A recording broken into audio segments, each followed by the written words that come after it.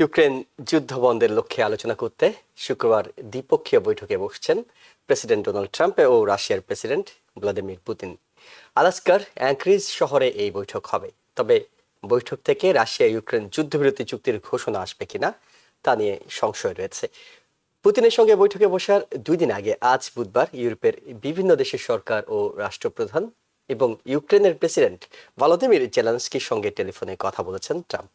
বৈঠক শেষে এক অনুষ্ঠানে সাংবাদিকদের প্রশ্নের জবাবে প্রেসিডেন্ট বলেছেন, শুক্রবারের বৈঠকে রাশিয়া যদি যুদ্ধ বন্ধ করার বিষয়ে রাজি না হয় তাহলে এর পরিণতি হবে খুবই মারাত্মক। তবে বৈঠকে যে চুক্তি হওয়ার সম্ভাবনা কম সেই ইঙ্গিত হোয়াইট হাউস থেকেই দেয়া হয়েছে।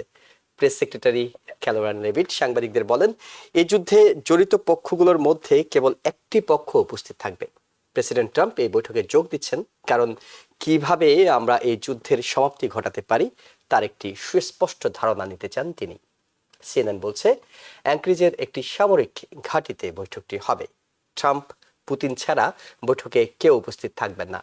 ইউক্রেন যুদ্ধ নিয়ে ট্রাম্প এর আগে বলেছিলেন, 3.5 বছর ধরে চলা এই যুদ্ধের সমাপ্তি টানতে হলে দুই পক্ষকে ছাড় দিতে হবে। ইউক্রেনকে যেমন কিছু ভূখণ্ড ছেড়ে দিতে হবে, তেমনি রাশিয়া যেসব ভূখণ্ডের দখল নিয়েছে সেসবেরও কিছু ছাড়তে হবে। তবে ভ্লাদিমির জেলেনস্কি বলেছেন, এই ধরনের কোনো চুক্তি তার দেশের সংবিধান পরিপন্থী।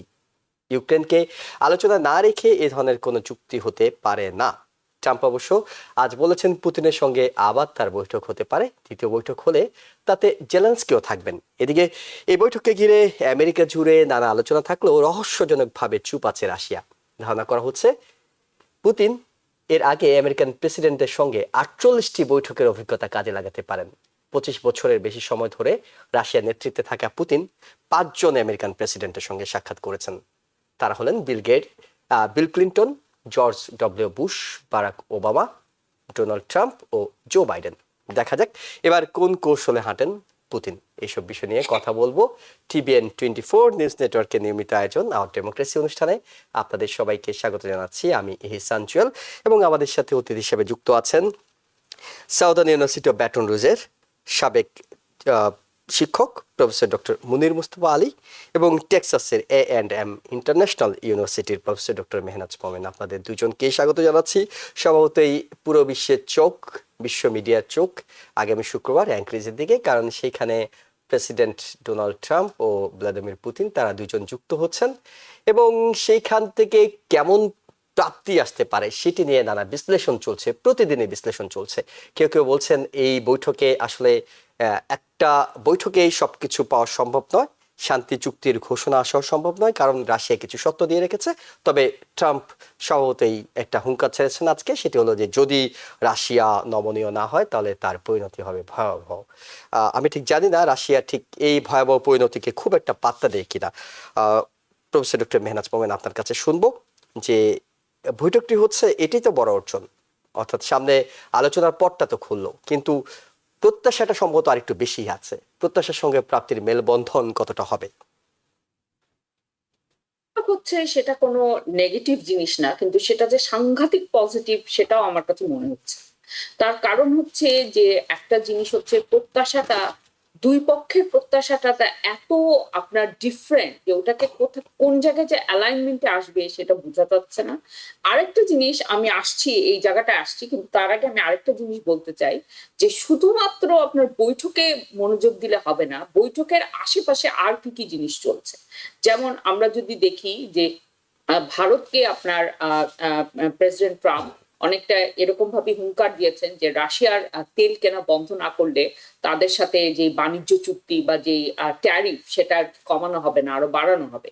কিন্তু ভারত সেটা আর কি অগ্রাহ্য করছে। এটা ভারতের সাথে সম্পর্কের সাথে এটা জড়িত, কিন্তু এটা রাশিয়ার সাথেও কিন্তু এটা জড়িত। তো রাশিয়াকে যে সমস্ত জিনিস নিয়ে চাপ দেওয়া যেত, যে যেভাবে করে তার অর্থনীতিকে দুর্বল করে যেত, তো সেগুলো সমস্ত আপনার মানে সমস্ত কি বলবো স্ট্র্যাটেজি ব্যবহার করে কিন্তু যুক্তরাষ্ট্র এখনো সফল হতে পারে। কাজে এইখানে এই টেবিলে যখন আসবে রাশিয়া, রাশিয়া অনেক আপনার শক্ত অবস্থান থেকে আসছে। সেই কারণে এই বৈঠক থেকে কি অর্জন করা যাবে আমার অনেক মানে আমি অনেক সন্দিহান।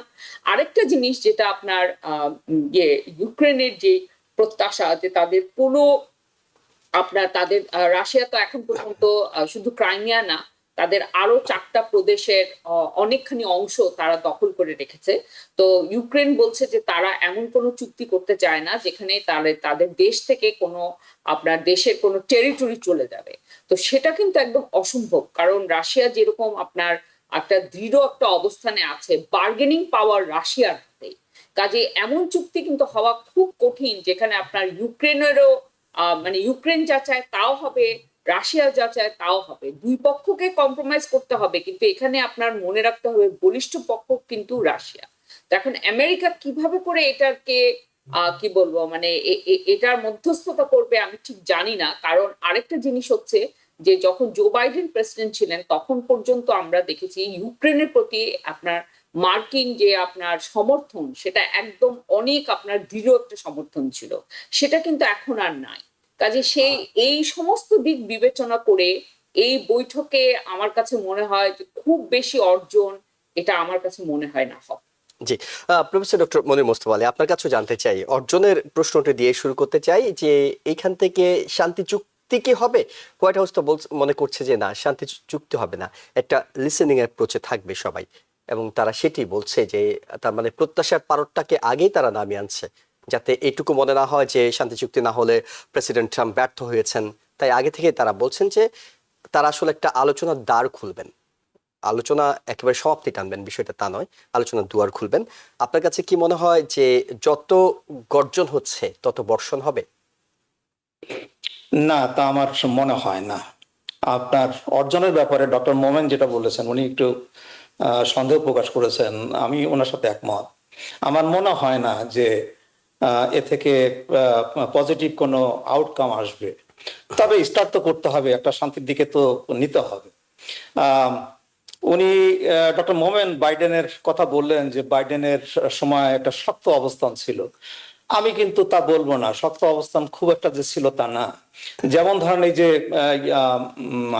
ট্রাম্প ইদানিং যে সেকেন্ডারি স্যাংশনের কথা বলেছেন, হ্যাঁ, এই সেকেন্ডারি স্যাংশনটা কিন্তু দরকার ছিল বাইডেনের সময়। বাইডেন কিন্তু এই সেকেন্ডারি স্যাংশনটা তখন দেননি, সে ইন্ডিয়ার এগেনস্টে দেননি বা চীনের এগেনস্টে দেননি, সেটা দেওয়ার প্রয়োজন ছিল। আর একটা জিনিস যেটা বাইডেন করেননি সেটা হচ্ছে অনেকটা ইউক্রেনকে তারা অস্ত্র সাপ্লাই দিয়েছে, কিন্তু তাদের আবার হাতটা পিছন থেকে বেঁধে দিয়েছে। তারা কতটা করতে পারবে, কত দূর যেতে পারবে, কতদূর তাদের সেই মিসাইলটা পাঠাতে পারবে, এই সমস্ত কিছু লিমিটেশন ছিল। এবং তাদের অস্ত্রপাতিও ঠিক মতো সময় দেওয়া হয়নি, এবং ঠিক অস্ত্রপাতি সময় মতো দেওয়া হয়নি। তো এই সমস্ত কারণে আমি মনে করি যে এই আমাদের দুই প্রেসিডেন্টই অনেকগুলো ভুল করেছেন। আমাদের বর্তমান প্রেসিডেন্ট এই যে উনি যে একটা শান্তি চুক্তি করবেন, কিন্তু উনি কিন্তু অলরেডি বলে ফেলেছেন এই যে ল্যান্ড সোয়াপের কথা। হ্যাঁ, আপনাকে তো নেগোসিয়েশন করতে হবে আপনার স্ট্রং পজিশন থেকে। আমার আমার মা ছোটবেলা একটা কথা আমি আমার মাকে বলতে শুনেছি যে শক্তের ভক্ত ঢিলারে কিলা। আপনি যদি শক্ত না হন তাহলে তো আপনি সেই ঢেলা হয়ে গেলেন, আপনাকে তো কিলাবে। হ্যাঁ, কারণ এই যে আপনি যেমন বললেন যে 5জন প্রেসিডেন্ট ইতিমধ্যেই পুটিনের সাথে ডিল করেছে, এবং কেউ কিন্তু কিছুই পুটিনের সাথে করতে পারেনি। কোনো ইউএস প্রেসিডেন্টই তার সাথে যে কোনো ব্যাপারে কথা বলতে গিয়ে খুব একটা সুবিধা করতে পারেনি, এটা আমরা সবাই জানি। না, কিন্তু যদি আপনি শক্ত হন, আপনি যদি শক্ত হন, নরমের জম হলেন না কিন্তু শক্ত হলেন, আপনার শক্ত পজিশন যদি আগে থেকে থাকে, পুতিন কেন আপনার সঙ্গে বৈঠক করবেন? পুতিনের কি কোনো ঠেকা আছে নাকি? পুতিনকে বাধ্যই করা যেত তাহলে তো আমেরিকা আগেই বাধ্য করে ফেলতো। অর্থাৎ বাইডেনের সময় যতটা অ্যাগ্রেসিভ মুডে ছিল ইউক্রেনের পক্ষে ছিল, অর্থাৎ আপনি হয়তো দ্বিমত করছিলেন যে পুরোপুরি ছিল না, কিন্তু ছিল তো, তাদেরকে আর্থিক সহায়তা, তাদেরকে অস্ত্র দিয়ে সহায়তা সবই তো করেছে। সেই জায়গায় আমেরিকা যদি খুব অ্যাগ্রেসিভ হয়, আমেরিকা বলছে একেবারে ভয়াবহ পরিণতি, অমুক তমুক অনেক কিছুই বলছে, আমেরিকা কতটা সক্ষম যে রাশিয়াকে চাইলেই আপনি আলোচনার টেবিলে আনবেন, চাইলেই স্বাক্ষর করাবেন, চাইলেই সত্য মানিয়ে নেবেন?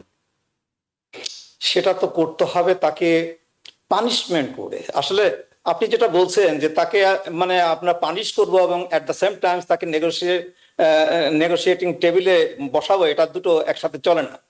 কিন্তু আমি বলছি যে সেটাই তো স্ট্র্যাটেজি হওয়া উচিত। বাইডেনের কথা বলছেন যে তিনি শক্ত ছিলেন, তিনি অস্ত্র দিয়েছেন, তিনি পয়সা কড়ি দিয়েছেন, হ্যাঁ এটা আমি মেনে নিলাম। কিন্তু দেখেন যতটা শক্ত হওয়া দরকার ছিল, যেমন ধরেন আপনার স্যাংশনের কথাই আসে বা অস্ত্রের কথা, দুটোতেই আসে। আপনি স্যাংশন দেখেন, স্যাংশন কি কাজ করেছে? সে তাকে কি ওই তার যে তেল যেটা বিক্রি করে সে এই যে যুদ্ধটা চালিয়ে যেতে পারছে, সেটা কি আমরা বন্ধ করতে পেরেছি? আমরা বন্ধ করতে পারিনি, কারণ আমরা এই যে সেকেন্ডারি স্যাংশন সেটা আমরা দেইনি। দিয়েছে কি কোনো ইকে? এবং আমরা মোটামুটি তাকে অনুমতি দিয়ে দিয়েছে যে সে তেল টেল বিক্রি করুক, কারণ তাতেও তো বেশি একটা সমস্যা, মানে আপনার এনার্জি ক্রাইসিস হতে পারে, সেই এনার্জি ক্রাইসিস যাতে না হয় সেটা আমরা চালাতে দিয়েছি। এই জন্য আমি বলছি যে এই স্যাংশনটা আরো, হ্যাঁ আপনি বলছেন যে স্ট্রং ছিল, আমি বলছি আরো স্ট্রঙ্গার হওয়া দরকার ছিল। এবং এ ব্যাপারে ইদানিং ট্রাম্প যে এই একটা অ্যাটেম্পটা নিয়েছে, এটা আমি বলবো সঠিক অ্যাটেম্প। কারণ আপনার যে সমস্ত দেশ তেল কেনে তাদের উপর যদি সেকেন্ডারি স্যাংশন দেওয়া হয়, তাহলে তেল কেনাটা বন্ধ হবে এবং সে দুর্বল হয়ে যাবে। কিংবা একটা অস্ত্রের চাপ ব্যাপারে চিঠি দেয়া, বললেন, চাপ দেখেন, দেয়া, জি, চাপটা কাজ ট্রাম্পের করছে। আমলে আমরা দেখতে পাচ্ছি যে ইউক্রেন আপনার রাশিয়ান টেরিটরিতে তারা ই করতে পারছে, তারা ক্ষেপণাস্ত্র পাঠাতে পারছে বা তারা ঢুকেও পড়তে পারছে, তাই না? ইদানিং আমরা দেখতে পাচ্ছি যে তারা রাশিয়ায় ঢুকে পড়ছে। রাশিয়া মোটামুটি, মানে আগের যুদ্ধটা, বাইডেনের আমলে যুদ্ধটা ছিল ইউক্রেনে, ইউক্রেনের সীমাবদ্ধ ছিল, ইউক্রেন ল্যান্ডের উপরে ছিল, ইউক্রেন টেরিটরিতে ছিল। এখন কিন্তু সেটা এক্সপ্যান্ড হয়ে এখন রাশিয়ান টেরিটরিতে চলে গেছে, এবং প্রথম থেকে কিন্তু এইটাই স্ট্র্যাটেজি হওয়া উচিত ছিল। হ্যাঁ, তো যাই হোক, মানে এখন যেটা দরকার হবে, আমার মনে হয় না এই সামিট থেকে পজিটিভ কিছু আসবে। রাশিয়া তো বলেই দিয়েছে যে তারা তাদের যে পজিশন কয়েক মাস আগে তারা ব্যক্ত করেছে, তারা সেই পজিশনেই আছে। তাদের ওই মানে ইউক্রেন তাদেরকে কি মানে অস্ত্রপাতি ছেড়ে দিতে হবে, তাদের যে সমস্ত অঞ্চল তারা দখল করেছে সেগুলো তাদের ছেড়ে দিতে হবে, তারা নেটোর মেম্বার হতে পারবে না। এটাই তো প্রথম থেকেই তাদের দাবি ছিল। কাজে এই সমস্ত দাবি তো মেনে চলা মানে আমেরিকার জন্য ঠিক না, আর ইউরোপ এটা মেনে নেবে না। কাজেই আমি পজিটিভ কিছু দেখতে পাচ্ছি না। হয়তো এই যুদ্ধটা আরো কিছুদিন চলবে, যুদ্ধটা তো চলছেই, মানে যখনই সে আমেরিকার সাথে কথা বলে তখন দেখা যায় যে সে যুদ্ধ প্রচেষ্টাটা একটু বাড়িয়ে দেয়, এবং সেটা যখনই একটা ধমক দেওয়া হয় সে ওখানে হামলাটা আরেকটু বাড়িয়ে দেওয়া হয়, আর একটু বাড়িয়ে দেয়। দেখেন, নতুন নতুন নতুন প্রযুক্তি উদ্বোধন করেন। সেও তো নেগোশিয়েট করতে চায়, তাই না? সেও একটা যুদ্ধ করতে চায়, কিন্তু ইন হিজ ওন টার্মস। হ্যাঁ, এই যে আপনি যেমন বললেন যে আপনার এই যে মানে শক্ত হলে তো আবার আদার পার্টি নেগোশিয়েটিং টেবিলে নাও আসতে পারে, কিন্তু রাশিয়া দেখেন তার পলিসিটা কিন্তু ঠিক আছে, সে কিন্তু শক্ত পজিশন থেকে নেগোশিয়েট করতে চায়। এবং আমি মনে করি যে আমেরিকা, ইউরোপ এবং তাদের যে অ্যালাইজ আছে তাদের পজিশনও ওইটা হওয়া উচিত, আরো স্ট্রঙ্গার হওয়া উচিত। রাশিয়াকে পানিশ না দেওয়া পর্যন্ত আপনার রাশিয়াকে কিন্তু কোনো কনসেশন তার কাছ থেকে আপনি আশা করবেন, এটা আমি মনে করি না। কিন্তু আমি জানতে চাচ্ছি আপনার পানিশ করার যেটি আপনি বলছেন সেটি সম্ভব কিনা? হ্যাঁ, সেটা সম্ভব, নিশ্চয়ই সম্ভব। আপনার আপনার ইউরোপিয়ান মার্কেট আর আপনার আমেরিকান মার্কেট যদি আপনি বন্ধ করে দিতে পারেন এবং তাদের অ্যালায়েন্সদের মার্কেট যদি আপনি বন্ধ করে দিতে পারেন, এই যে দেখেন ইন্ডিয়ার এখন কি 50% ট্যারিফ হয়েছে এবং 100%-এরও হুমকি দেওয়া হচ্ছে। তারা যদি সঠিক পথে না চলে তাহলে আমেরিকার তো আরো ক্ষমতা আছে ইন্ডিয়াকে পানিশ করার। কাজেই এই সমস্ত দেশের জন্য আমার মনে হয় যে তারা শেষ পর্যন্ত বেঁকে বসবে, হয়তো ওই রাশিয়া থেকে তেল কেনা বন্ধ করবে অথবা আগের মতো অতটা হয়তো কিনবেন। ওকে, প্রফেসর ডক্টর মেহনাজ মোমেন, একদম প্রফেসর ডক্টর মুনির মুস্তফা আলী শেষ যে কথাটা বলছিলেন সেটি সম্পর্কে আপনার মন্তব্য শুনবো, যে ওনার মনে হচ্ছে বিশেষ করে ভারত কিংবা চীন যারা বেশি তেল কিনে তারা খুব প্রেশার দেওয়া হলে সেটি হয়তো আগের মতো কিনবে না। এই বক্তব্যের সঙ্গে আপনি একমত কিনা? একই সঙ্গে যোগ করব এটি যে আমরা দেখছি যে যখনই এই বৈঠকটি হতে যাচ্ছে, বিশেষ করে আজকের দিনে ইউরোপের নেতারা সব জোটবদ্ধ হয়ে বসেছেন, জেলেনস্কি সেখানে গিয়েছেন, তারা টেলিফোনে প্রেসিডেন্ট ট্রাম্পের সঙ্গে আলাপ করেছেন, বেশ শক্ত গলায় আলাপ করেছেন, তাদের দাবিগুলো জানিয়েছেন। এবং যদি একটু সামারি করি যে জেলেনস্কি 5টি দাবির কথা বলছেন, আমরা রাশিয়ার দাবিগুলো সম্পর্কে আগে জানি, রাশিয়া কোন কোন শর্ত দিচ্ছে। জেলেনস্কি বলছে সবকিছু এক্সক্লুসিভলি ইউক্রেনকে যুক্ত করে এই আলোচনাটা হতে হবে। সেকেন্ড, তিনি বলছেন অবশ্যই একটা সিকিউরিটি গ্যারান্টি, নিরাপত্তা নিশ্চয়তা থাকতে হবে। 3 নম্বর বলছেন রাশিয়া ইউক্রেনের বিষয়ে ইউরোপ অথবা নেটোর বিষয়ে ভেটো দিতে পারবে না। এটিও জেলেনস্কি সত্য আছে, এবং স্যাংশনটা বাড়ানোর কথা বলছেন, এবং একই সঙ্গে বলছেন যে ইমিডিয়েট সিজ ফায়ার। এই দাবিগুলো জেলেনস্কির পক্ষ থেকে 5টি পয়েন্ট, যেটি সিএনএন সামারি করেছে, সেটি আপনাকে বললাম। আমি আপনার কাছে দুটি প্রশ্ন, একটি হলো প্রফেসর ডক্টর মুনির মোস্তফা আলীর সঙ্গে একমত কিনা, দ্বিতীয় প্রশ্নটি হলো ইউরোপের নেতারা জেলেনস্কির সঙ্গে আগেও ছিলেন, এবারও দাঁড়িয়েছেন, এবং প্রেসিডেন্ট ট্রাম্পকে এটি একটু চাপে ফেলছে কিনা, যে নিঃশর্ত আলোচনা হচ্ছে না, ইউরোপের পক্ষ থেকে ইউক্রেনের পক্ষ থেকে কিছু শর্ত দেওয়া হচ্ছে। অডিওটা আপনার মিউট আছে। এখন জি। শুনতে পাচ্ছেন? হ্যাঁ, এখন শুনতে পাচ্ছি পরিষ্কার। আচ্ছা, না আমি প্রথমেই যেটা বলবো, সেকেন্ডারি স্যাংশন না দেওয়া হলেও অনেক রকমের স্ট্র্যাটেজি নিয়ে আপনার রাশিয়ার বিরুদ্ধে আরো শক্ত অবস্থান প্রেসিডেন্ট বাইডেনের আমলে নেওয়া হয়েছে, কিন্তু কোনো স্ট্র্যাটেজি কাজ করে না। যেভাবে বলা হয়েছিল যে রাশিয়ার ইকোনমি ধ্বংস হয়ে যাবে, তা তো হয়নি। রাশিয়ার ইকোনমি আরো আপনার শক্তিশালী হয়েছে, প্লাস রাশিয়া তাদের নিজেদের যেই সমস্ত অস্ত্রশস্ত্র উৎপাদন করতে পেরেছে, সেটা আমেরিকা এটাকে প্রেডিক্ট করতে পারেনি।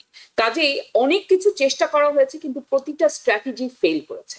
আর আমি প্রফেসর মুনিরের সাথে আমি একমত না, আমার কাছে মনে হয় না সেকেন্ডারি স্যাংশন কাজ করবে, কারণ অলরেডি এই থ্রেট দেওয়া হয়েছে আপনার ভারতকে এবং চীনকে, এবং তারা কিন্তু এটা নিয়ে আর কোনো উচ্চবাচ্য করছে না। আর সবচেয়ে বড় কথা, মানে এখানে বার্গেনিং চিপটা কি, কিভাবে করে এই জিনিসটাকে বাধ্য করা হবে। যে এমন যদি হতো যে প্রেসিডেন্ট ট্রাম্প আর কোনো ট্যারিফের কথা না বলে এইটার সাথে শুধু ট্যারিফ যুক্ত করতেন, তাহলে হয়তো একটা বার্গেনিং পাওয়ার থাকতো। কিন্তু ট্যারিফ জিনিসটাকে এমন ভাবে ব্যবহার করা হয়েছে যে এটার আপনার একটা টুল হিসাবে এটা কিন্তু এখন অনেকটা অকেজো হয়ে গেছে। তো আমার কাছে মনে হয় না সেকেন্ডারি স্যাংশন গুলো আপনার কার্যকর হবে। চীনের ক্ষেত্রে তো হবেই না। হ্যাঁ, ভারতের ক্ষেত্রে ভারত হয়তো অনেক কিছু যেটা সামনাসামনি করতো সেটা হয়তো অত ওভাবে করে খোলাখুলি করবে না, কিন্তু তারা ঠিকই রাশিয়া থেকে তেল কিনবে, কারণ এখানে সমস্ত দেশই তাদের নিজেদের অর্থনৈতিক স্বার্থ দেখবে। আর আমেরিকার যে আগে যেই আপনার যেই একটা প্রভাব ছিল যে আমেরিকার কথা না শুনলে ধ্বংস হয়ে যাব, সেই জিনিসটা কিন্তু এখন তো এম্পায়ারের পতনের সময় চলে এসছে, তো সেই জিনিসগুলো কিন্তু আর এভাবে করে নাই। কিন্তু এখন আরেকটা জিনিস হচ্ছে যে জেলেনস্কি যে শর্তগুলো দিয়েছেন তার মধ্যে প্রথমটা যে কোনো আপনার এরকম বৈঠকে তাদের উপস্থিতি দরকার, এটা আমার কাছে মনে হয় অবশ্যই যুক্তিযুক্ত। কারণ আমরা কেন আপনার রাশিয়ার আমেরিকা মিলে আপনার ইউক্রেনের ভাগ্য নির্ধারণ করবে যেখানে ইউক্রেনের কোনো ভূমিকা থাকবে না, এটা তো হতেই পারে না। আর ইউরোপ শক্তভাবে আছে ইউক্রেনের সাথে, কিন্তু ইউরোপের এই যে সমর্থনটা, এটাকে অস্ত্র দিয়ে টাকা দিয়ে এইটা কতটা করতে পারবে ইউরোপ, সেখানে একটা জায়গা আছে। কিন্তু এখানে জেলেনস্কি যে সমস্ত জিনিসগুলো চাচ্ছেন, আগেইন মানে যখন কেউ একটা টেবিলে আসে, আপনার বৈঠকে আসে, তখন অবশ্য যা যা আশা করে তার থেকে অনেক বেশি শর্ত দেওয়াই উচিত, কারণ এভাবে করেই বার্গেনিং হবে। কিন্তু তারপরেও আপনার ইউক্রেন যেটা আশা করছে সেটা আসলে হবে না। এই শান্তি চুক্তি করা উচিত ছিল যখন এই রাশিয়া ইউক্রেন যুদ্ধে ইউক্রেন একেবারে ভালো একটা অবস্থানে ছিল, তখন দ্যাট ওয়াজ দ্য টাইম যখন আপনার আমেরিকার উচিত ছিল ওই সময় একটা শান্তি চুক্তি করা, তখন একটা স্ট্রং পজিশন থেকে আসতো। এখন কিন্তু রাশিয়ার ভিতরে আপনার যুদ্ধ যতই প্রসারিত হোক না কেন, রাশিয়ার তুলনায় ইউক্রেনের অবস্থান অনেক অনেক দুর্বল। আমার কাছে মনে হয় না, মানে কোনো না কোনো সময় হবে শান্তি চুক্তি, কিন্তু যত দেরি হবে ইউক্রেনের অবস্থান তত দুর্বল হবে এবং রাশিয়ার অবস্থান ততই সুদৃঢ় হবে। আমি এটাই প্রেডিক্ট করছি। জি, প্রফেসর ডক্টর মুনির মোস্তফা আলী, ইউরোপীয় নেতারা যখন আজকে বৈঠক করেছে, পরবর্তীতে তারা একটি জয়েন্ট স্টেটমেন্ট দিয়েছে, যৌথ বিবৃতি দিয়েছে। সেখানে তারা বলছে যে প্রেসিডেন্ট ট্রাম্প তাদেরকে প্রতিশ্রুতি দিয়েছেন যে অর্থাৎ জমি অদল বদলের যে বিষয়টি, ল্যান্ড সোয়াপের কথা বলা হচ্ছে, সেই বিষয়টি নিয়ে তিনি এই বৈঠকে আলোচনা করবেন না, এবং তিনি আয়োজন করার চেষ্টা করবেন সবকিছু ঠিক থাকলে দ্বিতীয় একটি বৈঠক যেখানে জেলেনস্কিও থাকবেন। তার মানে প্রেসিডেন্ট ট্রাম্প এখন পর্যন্ত যে কৌশলগুলো নিচ্ছেন, অর্থাৎ 50 দিনের আলটিমেটাম, 10 দিনের আলটিমেটাম, ভারতকে সেকেন্ডারি স্যাংশনের হুমকি, এবং সব শেষ তিনি আসলে উদ্যোগ নিয়ে এই পুতিনকে আলোচনায় বসাচ্ছেন। সেজন্য যদিও ট্রেজারি ডিপার্টমেন্ট থেকে সাময়িক স্যাংশনটা তুলে নিতে হয়েছে রাশিয়ার যারা আসবেন তাদের উপর থেকে, তিনি উদ্যোগ নিচ্ছেন। এখন পর্যন্ত যে পদক্ষেপগুলো আছে এগুলো ঠিক পথে এগুচ্ছে কিনা? এই যে আপনি যখন যে ল্যান্ড সোয়াপের কথা বলছেন, মানে টেরিটরি অদল বদলের কথা বলছেন, কি অদল বদল হচ্ছে? আমরা এক পক্ষের প্রাপ্তিটা আমরা জানি যে রাশিয়া আপনার ক্রাইমিয়া প্লাস যে 4টে রিজনের কথা ডক্টর মোমেন বললেন, সেটা ইউক্রেনের 20%, সেই 20% রাশিয়া রেখে দেবে, তারা পাবে।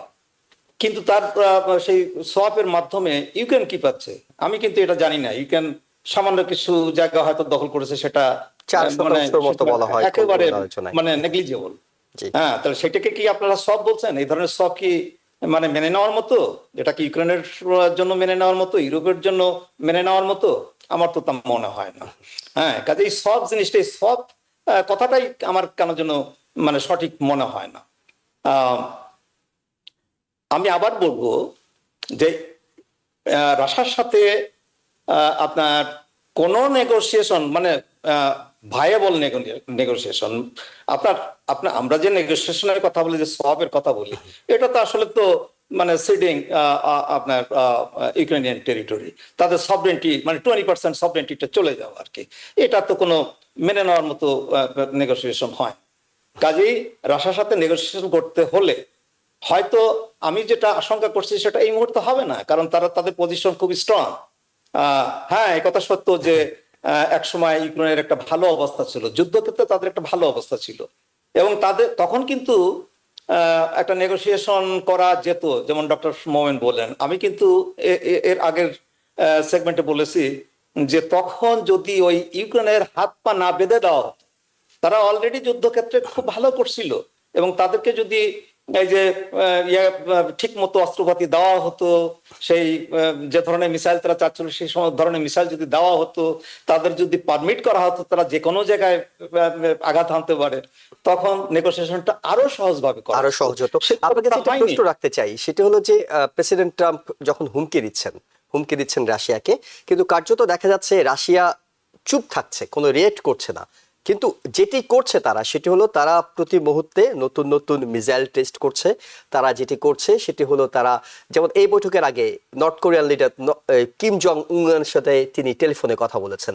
ভারতের নরেন্দ্র মোদীর সঙ্গে কথা হচ্ছে যে রাশিয়ার পুতিন যাবেন, ভারতে যাবেন। এবং অর্থাৎ একদিকে যেমন আমেরিকা হুমকি দিচ্ছে, তখন রাশিয়া তার মিত্রদেরকে একীভূত করছে।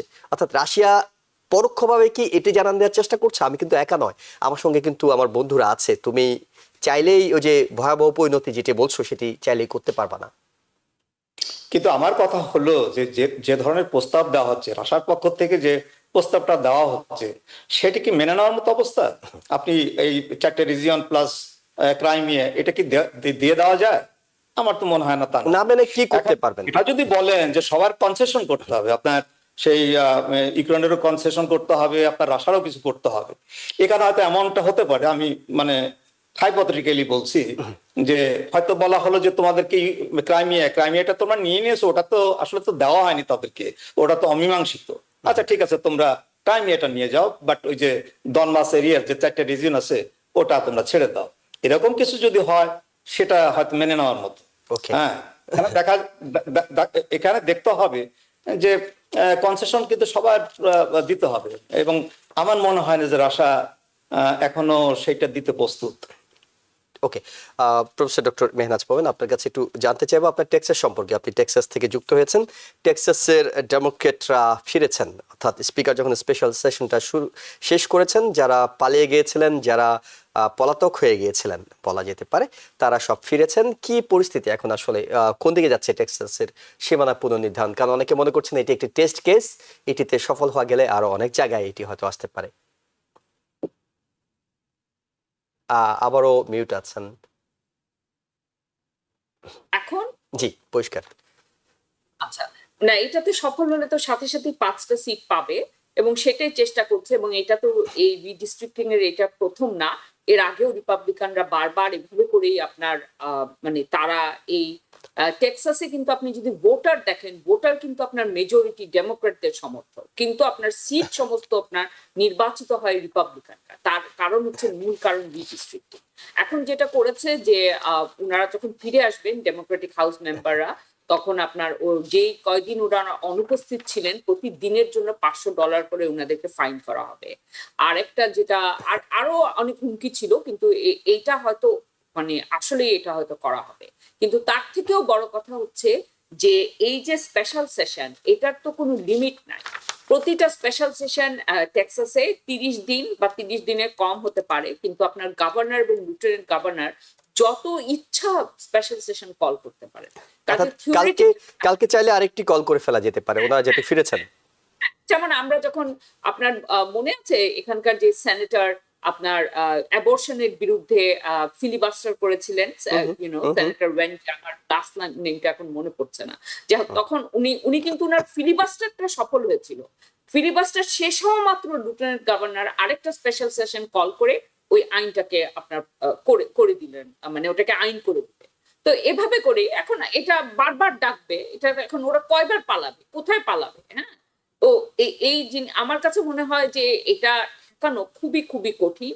কারণ এটা একটা কি বলবো, মানে এটা এটা এই মুহূর্তে এটা খুব নাটকীয় লাগছে, কিন্তু এটা একটা একটা নাটকের আমি বলবো যে মানে এটা একটা ক্লাইম্যাক্স এর মতো। এই নাটক অনেক বছর ধরে বারবার বারবার হয়ে আসছে। তো এখন এটাতে এরা, আমার কাছে আমি ভয় পাচ্ছি, মানে আশঙ্কা করছি যে ওরা সফল হবে কোনো না কোনো ভাবে, এই রিডিস্ট্রিক্টিংটা ওরা করেই ছাড়বে। এবং হ্যাঁ, যেটা টেক্সাসে যখন হবে তখন যেটা অন্যান্য আপনার স্টেট হুমকি দিয়েছে, ক্যালিফোর্নিয়া করবে, অন্যান্য, কিন্তু এইভাবে করে করলে কি হয়, আপনার যে কোনো স্টেটে যেটা আপনার ডেমোক্রেটদের দখলেই থাকুক বা রিপাবলিকানদের দখলেই থাকুক, তখন ভোটারদের আর কোনো বার্গেনিং পাওয়ার থাকে না। কারণ ওই পার্টিটা যে ডমিনেন্ট পার্টি, তখন আপনি ভোট দিতে যান বা না যান, তারা এমন ভাবে ডিস্ট্রিক্ট করে ফেলেছে যে তারা ওখানে সবসময় জিতবে। তারা কোনো জিনিস আপনার ডেলিভার করতে চায় না ভোটারদেরকে। কিন্তু টেক্সাসের সমস্ত জিনিস আমি দেখছি, আমাদের এডুকেশনে ওরা টেক্সাসে যে বিল 37 পাস করেছে, যেটার ফলে এখন আমার সিলেবাস প্রতি মনে হয় 3 বছরে একবার লেজিসলেচার এসে আমাদের প্রত্যেকের সিলেবাস তারা মনিটর করতে পারে, এবং সিলেবাসের বাইরে আমরা কোনো কিছু পড়াতে পারবো না। এটা অলরেডি এই আইন পাস হয়ে গেছে। কাজে আমি মানে টেক্সাস নিয়ে আমি কোনো কি বলবো, আমি কোনো আশার আলো দেখছি না, আমি কোনো পজিটিভ কথা বলতে পারছি না, এবং আমি আশঙ্কা করছি যে এই রিডিস্ট্রিক্টিংটা তারা কোনো না কোনো ভাবে তারা করেই কার্যকর করবেন। এটি এটি করলেই কি হাউসে মিডটার্মে তাদের সংখ্যাগরিষ্ঠতা ধরে রাখতে পারবেন? বলছে যে এমন ভাবে ডিস্ট্রিক্টিংটা কিভাবে করে যে আপনার যেখানে ডেমোক্রেটিক মেজরিটি ছিল ওই জায়গাগুলোকে আপনার ভাগ করে দেয়। ধরেন যেখানে ডেমোক্রেটিক মেজরিটি, ওটা ধরেন 3-4টা ডিস্ট্রিক্টে ভাগ হয়ে যাবে, কাজে ওখানে কোনো ডেমোক্রেট জিতবে না। আর যেখানে রিপাবলিকান মেজরিটি, ওরা ওটাকে এক করে আনবে। ওরা বলছে যে অ্যাটলিস্ট 5টা সিট ওরা গেইন করবে, সেটাই ওদের প্রেডিকশন। তারা চাইছেন। প্রফেসর ডক্টর মনি মুস্তফা আলী, আপনার কাছে জানতে চাই, আমেরিকার স্টেট ডিপার্টমেন্ট মানবাধিকার বিষয়ক একটি রিপোর্ট প্রকাশ করে থাকে, প্রতি বছরই করে থাকে। 2024 সাল নিয়ে তারা বাংলাদেশের মানবাধিকার পরিস্থিতি নিয়ে একটি রিপোর্ট প্রকাশ করেছে, যদিও খুবই কি বলা যায় এটাকে, কারণ 2024-এর অগাস্ট পর্যন্ত ছিল আওয়ামী লীগ, তারপরে এসেছে অন্তর্বর্তীকালীন সরকার, তাই মিশ্র একটি রিপোর্ট হওয়ার কথা। তারা যে বিষয়গুলো বলছে সেটি হলো বাংলাদেশে ইহুদি বিদ্বেষ মন্তব্য, নিরাপত্তা বাহিনীর নির্যাতন এবং সেখানে গণমাধ্যমের মত প্রকাশের স্বাধীনতা, সেসব বিষয় নিয়ে তারা আপত্তি জানিয়েছে। প্রায় প্রতি বছরই একই ধরনের আপত্তিগুলো বাংলাদেশ নিয়ে এর আগে ছিল, আরো অ্যাক্টিভলি ছিল আওয়ামী লীগের সময়। এখন অন্তর্বর্তীকালীন সরকার তারা স্পষ্ট করেনি কোন কোন বিষয়ে মানবাধিকার সমস্যা। এই রিপোর্টটিকে আপনি কিভাবে বিশ্লেষণ করবেন? এটাকে আমি মানে অপূর্ণ একটা রিপোর্ট বলবো। কারণ যে রিপোর্টটা বেরিয়েছে সেটা আওয়ামী লীগ আমলের যে সমস্ত মানবাধিকার লঙ্ঘিত হয়েছে সেগুলোই তো আসলে ওখানে বলা হয়েছে। আপনার এই অগাস্ট থেকে যে ডিসেম্বর পর্যন্ত যে আমাদের যে অস্থায়ী গভর্নমেন্ট আসছে তাদের সম্পর্কে কিছুটা বলা হয়েছে, কিন্তু আমার মনে হয় না যে পুরো ব্যাপারটা এসেছে। আমরা তো এখন জানি বাংলাদেশের অবস্থা কি পরিমাণ, বাংলাদেশের হিউম্যান রাইটস এর অবস্থা কি, এটা তো আমরা দেখতে পাচ্ছি। আমি তো বলবো যে হিউম্যান রাইটস ওখানে তো এখন সেই আওয়ামী লীগ আমলের চাইতেও বেশি বিঘ্নিত হচ্ছে। হ্যাঁ, সেখানে এই যে মব জাস্টিস, আপনার ইতিপূর্বে কি কখনো দেখেছেন কোন মানে সুপ্রিম কোর্টের চিফ জাস্টিস তাকে যে কেসটা দেওয়া হয়েছে মার্ডার, হ্যাঁ, মানে এই ধরনের এতগুলো সাংবাদিককে তারা মানে বিনা বিচারে জেলে পড়ে আছে, কত ধরনের মানবাধিকার লঙ্ঘিত হচ্ছে এখন, সেগুলো আমরা দেখতে পাচ্ছেন। এবং এগুলো কিন্তু ডিসেম্বরের মধ্যেই হয়েছে, ডিসেম্বরের মধ্যেই অনেক কিছু হয়ে গেছে বাংলাদেশে, যেগুলো আমি এই রিপোর্টে দেখিনি। কাজেই এটাকে আমি খুব পূর্ণাঙ্গ রিপোর্ট বলবো না। আহ, এখন আমাদের বাংলাদেশি গভর্নমেন্টের যিনি প্রধান, তার সাথে পশ্চিমা দেশগুলোর সাথে একটা ভালো সম্পর্ক আছে। আমি জানি না সেই সম্পর্কের খাতিরেই সে কিছুটা ছাড় পাচ্ছে, এবং আমার কাছে তাই মনে হয় যে এই প্রেজেন্ট গভর্নমেন্ট কিছুটা ছাড় পাচ্ছে। কাজে আমরা অপেক্ষা করব, দেখি মানে পরবর্তী রিপোর্টটা কেমন আসে। আপনার আগামী বছর ফেব্রুয়ারিতে আমাদের ইলেকশন হওয়ার কথা। আহ, তো এই গভর্নমেন্ট তো থাকছে, পুরো একটা বছরই থাকছে এই বছরটা। এই বছর রিপোর্টে কেমন আসে সেটার জন্য আমি অপেক্ষা করছি। জি, প্রফেসর ডক্টর মেহনাজ মোমেন, সেটা হলো যে 2024-এর রিপোর্ট নিয়ে আমরা কথা বলছি, 2025-এর বিষয়গুলো নিয়ে হয়তো আরো বেশি আলোচনার সুযোগ আছে। মানবাধিকার লঙ্ঘন কিংবা আমরা যদি বলি মব তৈরি করে যেটি হচ্ছে, গতকালকেও রংপুরে দেখছিলাম যে দুজনকে পিটিয়ে কিভাবে নৃশংসভাবে হত্যা করা হলো। অর্থাৎ আইন শৃঙ্খলা তো আর আইন শৃঙ্খলা বাহিনীর হাতেই নেই। দেখা গেল সেখানে 4 জন পুলিশ ছিল, তারা ভয়ে পালিয়ে গেছে, জনতা এতটা ক্ষুব্ধ ছিল। তার মানে আইন শৃঙ্খলা বাহিনীর অবনতি, আইন শৃঙ্খলার অবনতি এটি তো আছেই। সবকিছু মিলে আপনার কাছে কি মনে হয় যে ডক্টর ইউনূস পার পেয়ে যেতে পারেন, কিংবা তার সরকার পার পেয়ে যেতে পারে, পশ্চিমাদের সঙ্গে তার ভালো সম্পর্ক আছে এইসব কারণে? ডক্টর ইউনূসের সরকার তো একটা অস্থায়ী সরকার, এটা একটা টেম্পোরারি জিনিস। আমাদের আগে যেটা ছিল আইন শৃঙ্খলা, এটা ছিল একটা পলিটিসাইজ, যেখানে আওয়ামী লীগ এটাকে ব্যবহার করেছে। কিন্তু এখন যেটা হচ্ছে সেটা ভ্যাকুয়াম, যেখানে আপনার কোনো আইন শৃঙ্খলার কোনো উপস্থিতি নাই। এবং আপনি ঠিকই বলেছেন যে মব জাস্টিস, নানা ধরনের মানবাধিকার লঙ্ঘন এগুলো অবশ্যই চলছে। এবং যেই ডকুমেন্টেশন গুলো আমরা কি বলে অ্যাপ্রিসিয়েট করি, যেটা হাসিনা আমলের মানবাধিকার লঙ্ঘনের, তো সব আমলের মানবাধিকার লঙ্ঘনেরই ওরকম ডকুমেন্টেশন থাকা উচিত। এবং সবচেয়ে বড় কথা, সবচেয়ে যেটা আর কি কাম্য, যে আইন শৃঙ্খলা বাহিনী বা আইন শৃঙ্খলা ব্যাপারটা যাতে মানে আরো ভালো হয়, যাতে এই ধরনের জিনিসগুলো না হয়। কিন্তু আমার কাছে মনে হয় নির্বাচিত সরকার না হওয়া পর্যন্ত এটাকে পুরোপুরি নিয়ন্ত্রণ করা, এটা এই সরকারের তত্ত্বাবধায়ক সরকারের পক্ষে আসলেই কঠিন। এবং এটা আসলে তারা ঠিক মতো পারে। কিন্তু আমি এখানে একটা জিনিস খালি যোগ করতে চাই, এই রিপোর্টে ইহুদি বিদ্বেষের কথা বলা হয়েছে। ইহুদি বিদ্বেষের সংজ্ঞা, এখন যদি ইসরায়েলের কোনো সমালোচনা মানেই ইহুদি বিদ্বেষ হয়, তাহলে ওই সংজ্ঞায় কিন্তু আপনার সারা পৃথিবী পড়ে যায়। তো এই সংজ্ঞাটিও কিন্তু এই লাস্ট 2 বছরে গাজা যুদ্ধের সময় ইহুদি বিদ্বেষের সংজ্ঞা চেঞ্জ হয়ে গেছে। তো আমাদের দেখতে হবে যে ওখানে কি সংজ্ঞাটা ইউজ করা হয়েছে। এখানে যদি ইসরায়েলের সমালোচনা থাকে এই গাজায় তাদের আক্রমণ এবং মানবাধিকার লঙ্ঘন কি, মানে এটার আরো কোনো শক্ত কঠিন শব্দ থাকা উচিত। কারণ মানবাধিকার লঙ্ঘন বললে তারা যে কাজগুলো করছে বা যেভাবে করে মানুষকে মারছে, মানে এটা আসলে ধারণ করে না। আমরা যে শব্দগুলো জানি তা দিয়ে তাদের নৃশংসতা ধারণ করা যায়। তো এখন সেই সমালোচনা করলে যদি সেটা ইহুদি বিদ্বেষ হয়, তাহলে সেই অপরাধে আমার কাছে মনে হয় যে একমাত্র হয়তো আমেরিকা এবং ইসরায়েল ছাড়া সারা পৃথিবী তাহলে সেটার জন্য মানে সেখানে সেই অপরাধে অপরাধ। কাজে আগেইন মানে এটা মনে রাখতে হবে যে সব রিপোর্টেরই তাদেরও কিছু মানে যারা করছে তাদের স্টেকটা কি ওই জায়গাটা থেকেও। জি, অনেকটা তাই। আপনি যা বলছিলেন আসলে অ্যান্টি সেমেটিক বিষয়টা আসলে ওইখান থেকে এসেছে, যে হয়তো বিভিন্ন ইসরায়েল এবং প্যালেস্তাইনের সাথে যে বিবৃতিগুলো এসেছে সেটিকে হয়তো কাউন্ট করা হয়েছে। আমি একটু প্রফেসর ডক্টর মনির মুস্তফা আলী আপনার কাছে যেতে চাই টিউলিপ সিদ্দিক প্রসঙ্গে। টিউলিপ সিদ্দিকের বিচার শুরু হয়েছে, ব্রিটিশ এমপি, তার বিচার শুরু হয়েছে বাংলাদেশে। এবং তারা যেটি বলছে সেটি হলো যে টিউলিপ নিজে নেননি, কিন্তু তিনি তার প্রভাব খাটিয়ে, তার ব্যক্তিগত প্রভাব, তার খালার প্রভাব, শেখ হাসিনার প্রভাব খাটিয়ে প্লট নিয়েছেন, নানা দুর্নীতি করেছেন, সেটি বাংলাদেশের পক্ষ থেকে বলা হচ্ছে, টিউলিপের পক্ষ থেকে সেটি অস্বীকার করা হচ্ছে। মূল যে জায়গাটা সেটি হলো এই বিচারটিকে কেন্দ্র করে ব্রিটেন সরকার, টিউলিপের রাজনৈতিক দলই তো এখন সরকার আছে, তারা বেশ বিপাকে আছে, বিব্রত অবস্থায় আছে। তারা প্রকাশ্যে কিছু বলতে পারছে না, কারণ এটি অন্য দেশের বিচার ব্যবস্থাপনা, সেটি নিয়ে বলতে পারছে না। কিন্তু টিউলিপ আমরা দেখেছি নাটকীয়তা তৈরি করার চেষ্টা করেছিলেন। ডক্টর মোহাম্মদ ইউনূস যখন লন্ডনে গিয়েছিলেন, তার সঙ্গে দেখা করার জন্য চিঠি দিয়েছেন, নানা বিবৃতি দিয়েছিলেন। এই বিচারটি আসলে শেষ পর্যন্ত, টিউলিপ যেহেতু নাই, তার আইনজীবীরাও জয়েন করতে পারছেন না, শেষ পর্যন্ত এটি বিচারিক ব্যবস্থাপনায় থাকবে, নাকি এখন যেহেতু বাংলাদেশে বিরোধী দল মানে যারা আগে সরকার ছিলেন তাদের সবার ক্ষেত্রেই এক ধরনের একতরফা বিচার অনেক জায়গায় হয়ে যাচ্ছে, সেরকম কোনো কিছু হওয়ার আশঙ্কা আছে?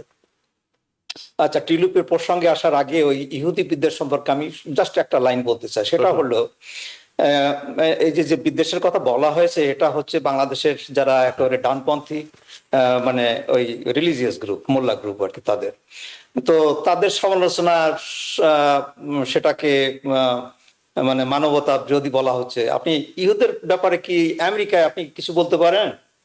এখানে আপনি কিছু আমরা আমাদের ইউনিভার্সিটি গুলোর ক্যাম্পাসে কি হয়েছে সেটা তো আমরা জানি। কাজে ইহুদের ব্যাপারে এখন সারা বিশ্বে কেউ কিছু বলতে পারবে না। তারা মোটামুটি পার পেয়ে যাচ্ছে, মানে অনেক হিউম্যান রাইটস ভায়োলেট করে, এবং তারা পার পেয়ে যাবে, অনেক অনেক দিন যাবতই তারা পার পেয়ে যাবে। টিউলিপ সিদ্দিকীর ব্যাপারটা, বাংলাদেশে তার বিচার কার্য শুরু হয়েছে। বাংলাদেশে কি মানে বিচার কাজ তো আমরা দেখতে পাচ্ছি, মানে কোর্টে কি হচ্ছে না হচ্ছে এটা আমরা দেখতে পাচ্ছি। বাংলাদেশে যে বিচার হচ্ছে, এটাকে কি আপনি বিচার বলবেন?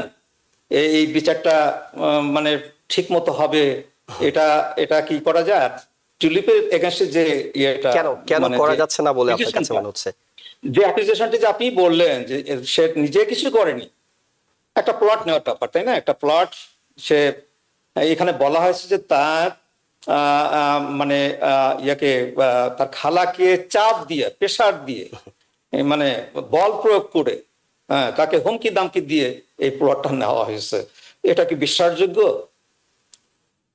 কিন্তু এখন আমি প্লট বলবো যদি নেওয়া যে প্লট, হয়, একটা প্লট যদি নিয়েও থাকে, হুম, একটা প্লট সে তার বোনের জন্য বা ভাইয়ের জন্য বা তার মায়ের জন্য নিয়েছে, সেটা বেআইনি বলা হচ্ছে এই কারণে যে তাদের হয়তো আরো প্লট আছে ঢাকায়। এটাই তো নাকি? ঢাকায় অন্য কোনো প্লট থাকলে ওই সে এই যে নতুন যে রাজুকের, সাবডিভিশন, জি, এখানে কোনো প্লট পাওয়া যাবে না, এটাই তো, তাই না? আচ্ছা, এখানে দেখেন, আমি বলবো আইরনিটি, আমি একটা আইরনির কথা বলি, যে এখানে টিউলিপ সিদ্দিকের এই দুর্নীতির জন্য তার বিচার হচ্ছে, সে নিজে কিছু করেনি, সে তার খালাকে চাপ প্রয়োগ করে তার মা, তার ভাই এবং তার বোনের জন্য একটা প্লট বরাদ্দ করেছে। আমি জানি না এই প্লটটার দাম কত। হ্যাঁ, এবং তার বিচারটা হচ্ছে এমন একটা গভর্নমেন্টের আন্ডারে, যে গভর্নমেন্টের যিনি হেড, তার সম্পর্কে আমরা শুনতে পাচ্ছি 666 কোটি টাকা সে মকুব করে নিয়েছে। তার কি পেনাল্টি ছিল? সে তার 5 বছরে সেই খাজনা মকুব করে নিয়েছে। সেই গ্রামীণ ব্যাংকের যে গভর্নমেন্টের 25% শেয়ার ছিল, সেখান থেকে 10% নামিয়ে এনেছেন তিনি। ইসের কি মানে লেবার ইসের এক্সপোর্টের যে লাইসেন্স করেছেন তিনি, একটা বিশ্ববিদ্যালয় করেছেন, আর অনেক কিছু তিনি করছেন। হ্যাঁ, তার আমলে এই টিউলিপ সিদ্দিকীর মানে তার নিজের জন্য না, তার মা এবং ভাই বোনদের জন্য তার খালাকে জোর করে একটা প্লট নেয়ার এসে, আমি এটা এটা কি বলবো, মানে এই বিচারটা একটা একটা মানে প্রহসনের বিচার। এটা it's not going anywhere. Professor doctor Mehnaz Momen, আপনার কাছে জানতে চাই, আপনার কাছে কি প্রহসনের বিচার মনে হয়? এবং একই সঙ্গে একটু যুক্ত করবেন যে এই বিচারের প্রভাবটা ব্রিটেনের রাজনীতিতে কেমন পড়তে পারে? জি, মিউট করা আছে।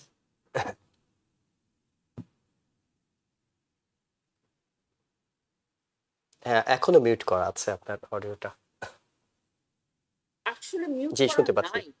আচ্ছা, আচ্ছা, যাই হোক, এটা শুধু প্লটের ব্যাপার না, ওদের বিরুদ্ধে তো অনেক হাই করাপশন আছে, বিভিন্ন রকমের যে ডিলিংস হয়েছে, সেখানে ওরা মানে ওখান থেকে ওই ধরনের ওই যে যেটা আপনার কয়লার যেটা ছিল, কি বলে, সুন্দরবনের ওখানে রূপপুর ওই প্রজেক্ট, পারমাণবিক বিদ্যুৎ কেন্দ্র, রূপপুর। ওইখান থেকে আপনার, হ্যাঁ, ওইখান থেকে টাকা পাওয়ার কথা, এরকম প্রচুর কিন্তু আছে। এই এক্সাক্ট মানে স্পেসিফিক এই কেসটা এখানে যেখানে বলছে, এইটা হয়তো মানে জোর করে, খালাকে জোর করে প্লট নিয়েছে, মানে এটা একটা, মানে এটা খুব বিশ্বাসযোগ্য শোনাচ্ছে না। কিন্তু এইটা তো এখানে আপনি যদি হাসিনা আমলে যারা ক্ষমতায় ছিলেন, তারা আসলে প্রচুর টাকা তারা বাইরে নিয়ে গেছেন, এবং সেখানে আপনার হাসিনার পরিবারের সবাই এটার সাথে যুক্ত ছিল। তো এখন আমি যেটা বলবো, যে যেটা ডক্টর ইউনূস সরকারের ব্যর্থতা, যে এই যে হাসিনা আমলের যত যত আপনার যারা নির্বাচিত ধরেন এমপি ছিলেন, যাদেরকে ধরা হয়েছে, তাদের বিরুদ্ধে হত্যা মামলা দেওয়া হয়েছে। হত্যা মামলা না দিয়ে তারা আসলে যে অপরাধটা করেছে, যেখানে হাই করাপশনে, সেই মামলাগুলো দেওয়া উচিত ছিল। এবং টিউলিপ সিদ্দিকের এক্স্যাক্টলি এই মামলাটা হয়তো প্রমাণ করা যাবে না, বা এটা কিভাবে প্লট নিয়েছে এক্স্যাক্টলি কতটা, সেটা আমি জানি না, কিন্তু হাই করাপশনের অনেক অনেক আরো অনেক নজির আছে। এবং আমার কাছে মনে হয় প্রতিটা মানুষের জন্য, প্রতিটা যাদেরকে আটক করা হয়েছে তাদেরকে খুঁজলে বের করলে তাদের এরকম আপনার মামলা পাওয়া যাবে যেটা প্রমাণ করা যাবে হাই করাপশন, এবং সেটাই শুধু করা উচিত, হত্যা মামলা না। কারণ যখন আপনার এরকম হত্যা মামলা দেওয়া হয় তখন এই বিচারের প্রতি মানুষের আস্থা থাকে না। কিন্তু করাপশন যে তারা করেছে সেটার তো অনেক অনেক প্রমাণ আছে। আপনার সবগুলো প্রমাণ করতে হবে না, আপনার একটা দুটা কেস যেগুলো সাংঘাতিক বড় বড় করাপশনের সেগুলো ধরে সেগুলো প্রমাণ করা উচিত। আর আরেকটা কথা আপনি যেটা বলছেন এটার উপর কি প্রভাব, হ্যাঁ অলরেডি তো টিউলিপের যেটা রাজনৈতিক ক্যারিয়ার সেটার উপর অনেক প্রভাব বিস্তার করেছে, কারণ she had to step down. তো তার ভবিষ্যতেও তার যে এই যে বাংলাদেশের একটা করাপ্ট সরকারের সাথে তার আত্মীয়তা এবং তার এই যে আর্থিক লেনদেনের সম্পর্ক, এটার ফলে তার পলিটিক্যাল ক্যারিয়ারটা আবার ব্রিটেনে এস্টাবলিশ করা আমার কাছে মনে হয় অনেক কঠিন। এই মামলার রায় যাই হোক না কেন, এবং মামলায় তো ও তো ব্রিটেনে থাকবে, ওকে তো কিছু করা যাবে না, সেটার কথা বাদ দিলাম, কিন্তু এই যে জিনিসগুলো হচ্ছে এটার ফলে তার ক্যারিয়ারের উপর অবশ্যই প্রভাব পড়বে। কিন্তু আমার কাছে মনে হয় যে ইউনূস সরকারের উচিত ছিল এই প্রত্যেকটা মামলা খুব তাড়াহুড়া না করে মামলা আনা হবে সেটাই ইম্পর্টেন্ট না, এমন একটা কেস যেটা আসলেই হয়েছে এবং যেটা প্রমাণ করা যাবে, সেটা যদি আপনার 100 অপরাধের মধ্যে খালি 2টা অপরাধ হয় সেটারও যদি সুষ্ঠুভাবে বিচার হয় সেটা অনেক বেশি আমার কাছে মনে হয় কাম্য ছিল। এটা তারা সেভাবে প্রফেসর ডক্টর মনির মুস্তফা আলী, আমি একটু না বলে পারছি না এখানে। আপনি ডক্টর মোমেনের কথা যদি সত্যই হয় তাহলে আমি ধরে নেব যে এই গভর্নমেন্ট একটা স্টুপিড গভর্নমেন্ট।